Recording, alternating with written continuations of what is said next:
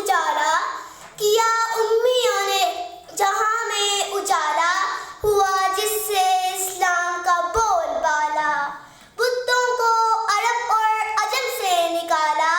ہر ایک ڈوبتی ناؤ کو جا سنبھالا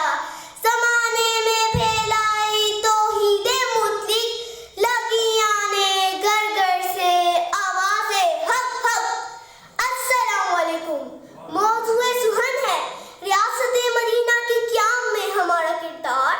جناب صدر چھٹی صدی عیسوی کے آخر میں جب گدا ٹوپ آندھی رات تھی گمراہی اور ظلم و ستم کی گٹاریں چھائی ہوئی تھی عرب کی معاشرت عام اخلاقی بیماریوں کے باعث بھی ایک بیمار معاشرت تھی جس پر کوئی حکومت نہ تھی ہر قبیلہ اپنی جگہ آزاد تھا قبائلی عصبیت عام تھی جی جناب والا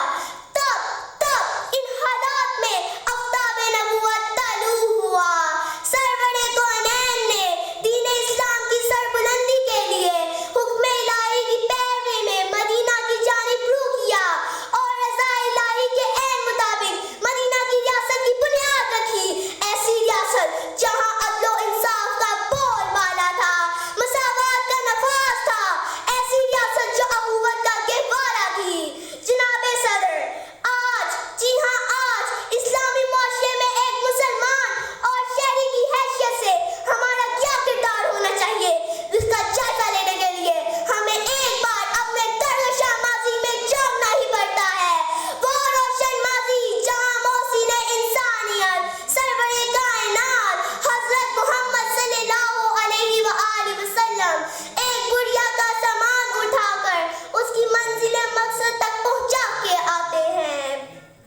جناب سر ہم جانتے ہیں کہ ہر عمل کے پس منظر میں ایک خیال ایک جذبہ ایک آرزو اور ایک نظریہ کار فرما ہوتا ہے اسی طرح تحریک پاکستان کے پس پشت بھی ایک منظم منصوبہ اور ایک عظیم نظریہ موجود تھا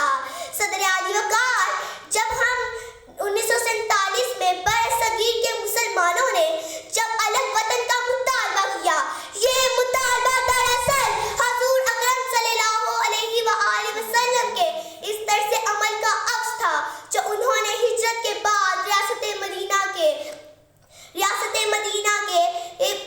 تشکیل دیتے ہوئے اختیار کیا کہ ایک ایسی ریاست ہونی چاہیے جس میں زندگی کے ہر شعبے میں اسلام کا رنگ نظر آئے مگر افسوس کہ آج 73 برس گزرنے کے بعد بھی ہم اس عظیم تک پہنچ نہیں سکے بے عمل دل ہو تو جذبات سے کیا ہوتا ہے بے عمل دل ہو تو جذبات سے کیا ہوتا ہے بے عمل دل ہو تو جذبات سے کیا ہوتا ہے دھرتی بنجر ہو تو برسات سے کیا ہوتا ہے عمل لازم ہے تکبیر تمنا کے لیے ورنہ رنگین خیالات سے کیا ہوتا ہے سامنے محترم اسلامی جمہوریہ پاکستان کو ریاست مدینہ کی قالب میں ڈالنے کے لیے ہمیں اپنے عقائد و نظریات کو دین حق کی تابع کرنا ہوگا تجارت معاشرت معیشت سیاست اور قانون کو اسلام کی روشنی میں ڈالنا ہوگا بندہ مزدور کے طلب ایام کو خوشحالی میں تبدیل کرنا ہوگا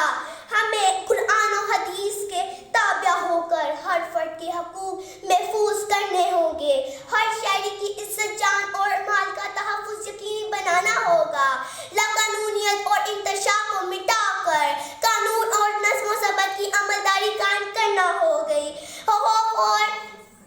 خوف اور دہشت کے بجائے اس عمل فضا کو پروان چڑھانا ہوگا پرانے جہاں کی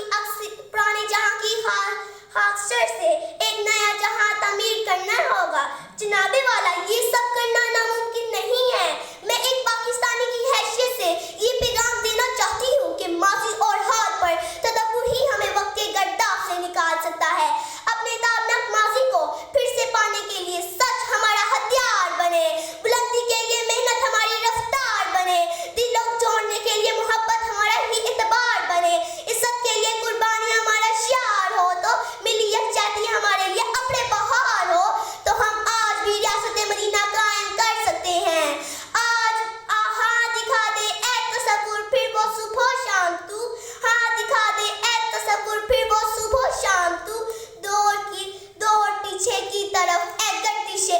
علامت ہوں. والسلام. شکریہ.